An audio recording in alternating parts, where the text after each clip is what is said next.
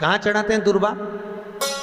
गणेश जी का जो दांत टूटा है उस दांत की ओर गणेश जी को दुर्वा समर्पित करी जाती है। इसलिए हमारे हिंदू धर्म में दो तरह के गणेश जी का प्रमाण कहा जाता है, एक राइट सूंड के गणेश, एक लेफ्ट सूंड के गणेश। राइट सूंड का जो गणेश होता है वो घर में रखा जाता है, और लेफ्ट सूंड का जो गणेश होता है वो अपने ऑफिस में, व्यापार की जगह पर, दुकान में, धंधे में, पानी में, सर्विस में, नौकरी में लेफ्ट सूंड का गणेश रखा जाता है। जिसकी दुकान, व्यापार, व्यवसाय में अगर राइट सूंड का गणेश रखा जाता है तो लक्ष्मी आती है पर टिकती नहीं है।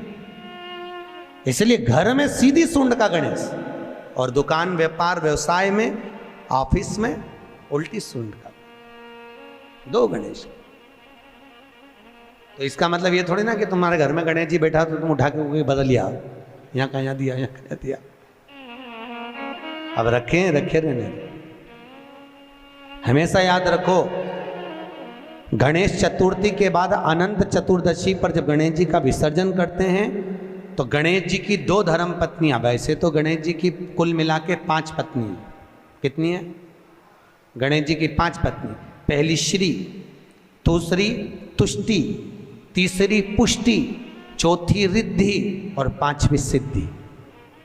ये व्यक्ति के नाम के आगे जो लिखा रहता है ना श्रीमान, ये श्री संबोधन कहाँ से आया? और एक पीछे लिखते हैं, जैसे नाम के आगे लिखते हैं श्री और पीछे लगाते हैं जा में ई की मात्रा जी। लिखते हैं कि इधर नहीं लिखते? लिखते हैं श्रीमान अग्नि प्रसाद जी, श्रीमान बद्री प्रसाद जी, श्रीमान हरीश प्रसाद जी। तो श्री आगे क्यों आया और जी पीछे क्यों आया?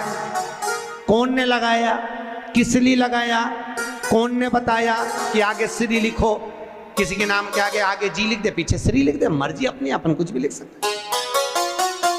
और किसने कहा कि आगे श्री लिखो?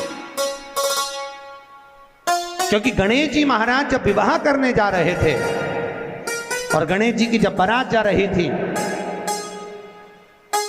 तो यमुना जी के तट पर गणेश जी की प्रथम पत्नी श्री गणेश जी के चरण पखारने के लिए खड़ी हो गई।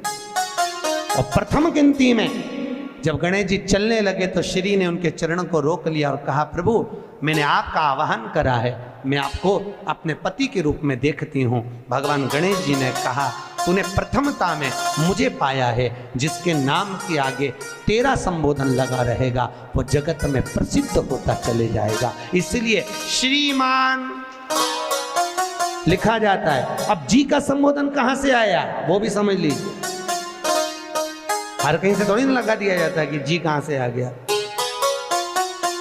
एक पत्नी भी लगाती है ए जी, और जब वो बोले ए जी तो तुरंत खसक लो जी, नहीं तो 500 गया जी।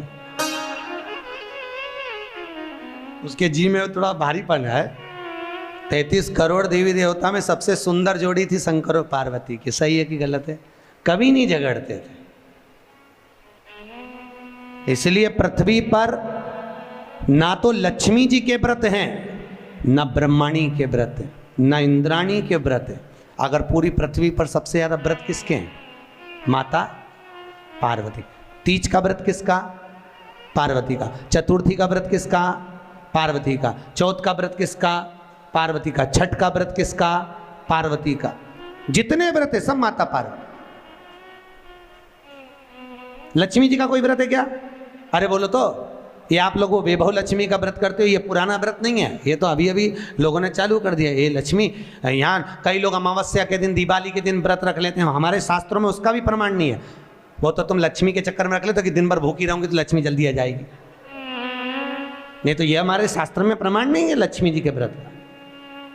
कहीं सरस्वती का व्रत है क्या? ब्रह्माणी का? अरे बोलो तो सर, बसंत पंचमी के दिन रखती हो कि सरस्वती का व्रत? नहीं, केवल एक व्रत माता पार्वती का। क्यों नहीं है? लक्ष्मी का व्रत इसलिए नहीं है क्योंकि माता लक्ष्मी भगवान नारायण को श्राप दी थी।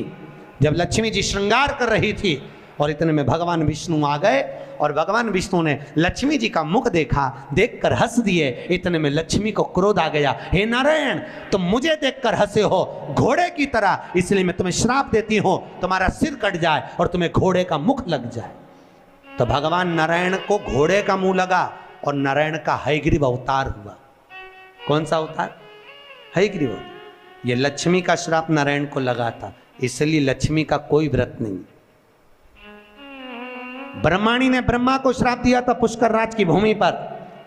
जब पुष्कर राज की भूमि पर यज्ञ हो रहा था, ब्राह्मणों ने कहा ब्रह्म देवता मुहूर्त निकल रहा है, जल्दी यज्ञ में बैठो। ब्रह्मा जी ने नारायणी से कहा, ब्रह्माणी से कहा, ब्रह्माणी जल्दी चलो, सरस्वती जल्दी चलो, यज्ञ में बैठना है। ब्रह्माणी ने कहा भी आई तैयार होके। ब्रह्माणी तैयार होने में लगी रही, बहुत समय निकल गया, मुहूर्त निकलने लगा। ब्रह्मा जी से ब्राह्मणों ने कहा ये मुहूर्त निकल रहा है। ब्रह्मा जी ने कहा करे क्या? इतने में ब्राह्मणों ने कहा तुम बताओ क्या करे? ब्रह्मा जी बोले आपको जो करना है करो। ब्राह्मणों ने गाय को पकड़ कर ले आए और गौ माता को खड़ी कर कर गाय के सामने वेद ध्वनि करना प्रारंभ करा। जब वेद ध्वनि करी तो गाय के मुख से वेद माता गायत्री को प्रकट कर लिया। गायत्री को प्रकट करा, ब्रह्मा जी के पास में गठजोड़ा बांधकर बिठा दिया। जैसे बिठाया उसी समय पर ब्रह्माणी आ गई